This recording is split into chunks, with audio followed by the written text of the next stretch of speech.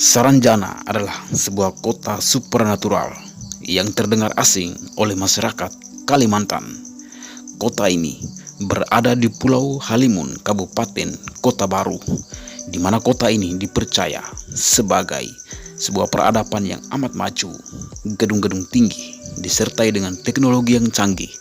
Bahkan kota ini pernah tergambar dalam peta yang dibuat oleh Salomon Muller pada tahun 1845 dengan nama Saranjana. Padahal kota ini tidak pernah terdaftar secara administratif di wilayah Kota Baru, Kalimantan.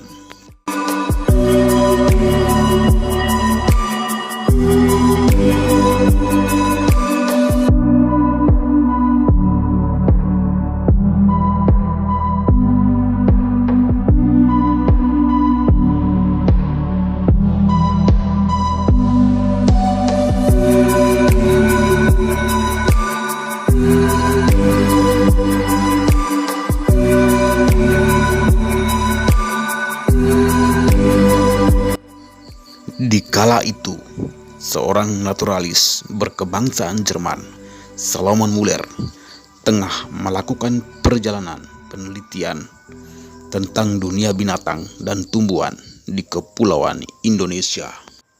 Namun sampai pada saat ini belum bisa dipastikan bahwa apakah Salomon Muller pernah berkunjung ke Tanjung Saranjana sebelum memetakannya. Di sisi lain, Profesor Geografi dan Etnologi asal Belanda bernama Peter Johannes Veet turut membagikan informasi seputar Saranjana. Di dalam Kamus Besar terbitan Amsterdam pada tahun 1869 halaman 252, Veet telah menuliskan kalimat yang artinya kurang lebih Saranjana Tanjung terdapat di sisi selatan Pulau Laut, yang merupakan pulau yang terletak di bagian tenggara Kalimantan. Bagi sebagian masyarakat Indonesia, dan lebih khusus kepada masyarakat Kalimantan, nama Saranjana menjadi sebuah legenda yang kisahnya dari generasi ke generasi dan terus diceritakan. Dan dalam cerita yang beredar di seluruh pelosok tanah air, Saranjana merupakan kota gaib, kota supranatural yang dimiliki oleh makhluk astral dengan peradaban yang sangat maju. Banyak gedung-gedung pencakar langit dan jalan besar dengan penduduk yang bergelimang kekayaan. Digambarkan pula bahwa kota Saranjana yang memiliki teknologi yang paling modern serta mengikuti perkembangan zaman.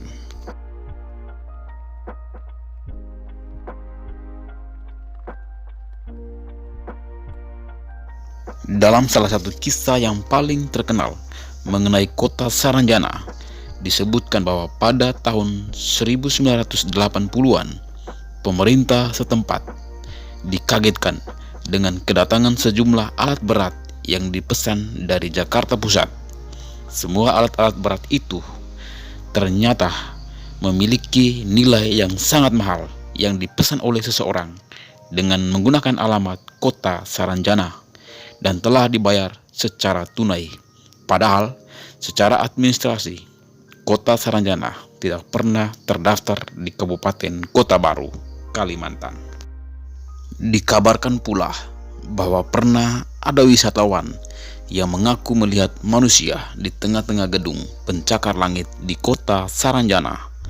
Akan tetapi, ketika didekati, pemandangan kota tersebut langsung berubah menjadi gunung yang berbatasan langsung dengan laut. Hal ini diceritakan pula oleh sejumlah musisi tanah air, mengisahkan bahwa mereka pernah mengadakan konser musik di kota Saranjana.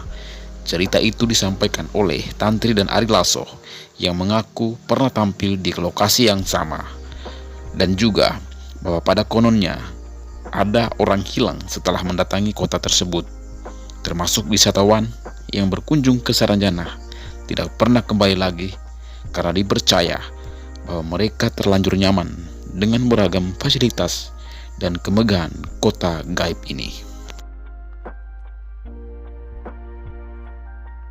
Semua orang juga meyakini bahwa kota Saranjana berlokasi di Pulau Laut atau juga dikenal Pulau Halimun, Kota Baru, Kalimantan Selatan.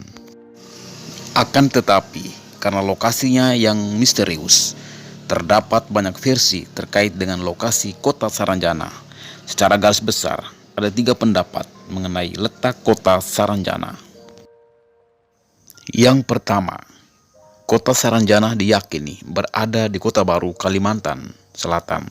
Versi kedua telah menyebutkan kota Saranjana berada di Teluk Tamiang, Kecamatan Pulau Laut Selayar, Kota Baru, Kalimantan Selatan. Sedangkan pada versi ketiga, secara lebih jelas telah menyebutkan bahwa lokasi wilayah Saranjana berada di sebuah bukit kecil yang terletak di Desa Oka-Oka, Kecamatan Pulau Laut, Kepulauan Kabupaten, Kota Baru, Kalimantan Selatan.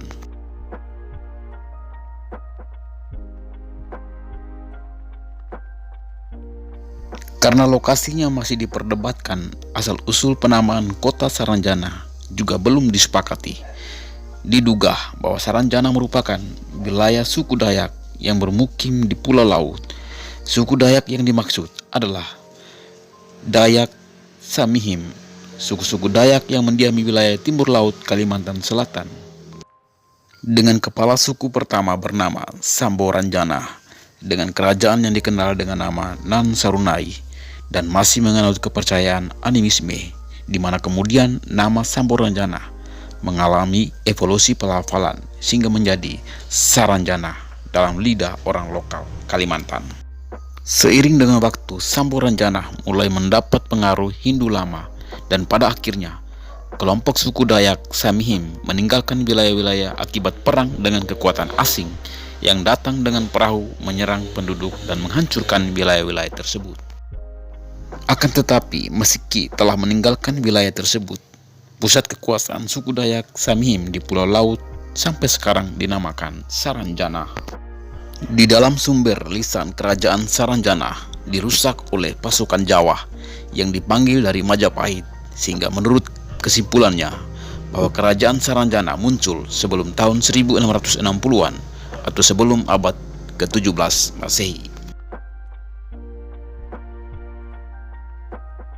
Walaupun masih banyak perdebatan mengenai asal-usul nama dan lokasinya, menurut Mansur, seorang ketua Lembaga Kajian Sejarah, Sosial dan Budaya Kalimantan, telah mengatakan keberadaan Saranjana dalam perspektif sejarah adalah fakta, dan hal ini ditunjuk oleh Salomon Muller, seorang naturalis kebangsaan Jerman, dalam peta bertajuk Peta Wilayah Pesisir dan Pedalaman Borneo. Di dalam sebuah peta tahun 1845 silam, digambarkan terdapat wilayah yang tertulis sebagai Tanjung atau Huk Saranjana. Tanjung ini terletak di sebelah selatan Pulau Laut, tepatnya berbatasan dengan wilayah Pulau Kerumputan Pulau Kijang. Terkait kapasitas sebagai pembuat peta, Mansur telah menuturkan bahwa Salomon Muller telah mendapatkan pelatihan dari Museum Leiden.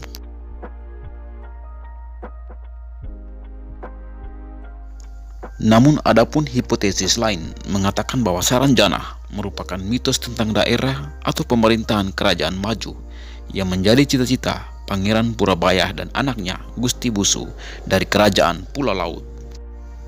Dengan demikian, wilayah kota Saranjana adalah semacam memori kolektif, yakni sebagai negeri impian dan pemilik pertama tanah Atanase Pulau Laut. Hipotesis ini lebih condong pada pemahaman bahwa Saranjana tidaklah nyata. Posisinya hanya sebagai memori kolektif yang lambat laun kota ini pun menjadi mitos, sebuah wilayah impian atau negeri angan-angan masyarakat pendukungnya, dan mitos tersebutlah yang terus berkembang hingga saat ini.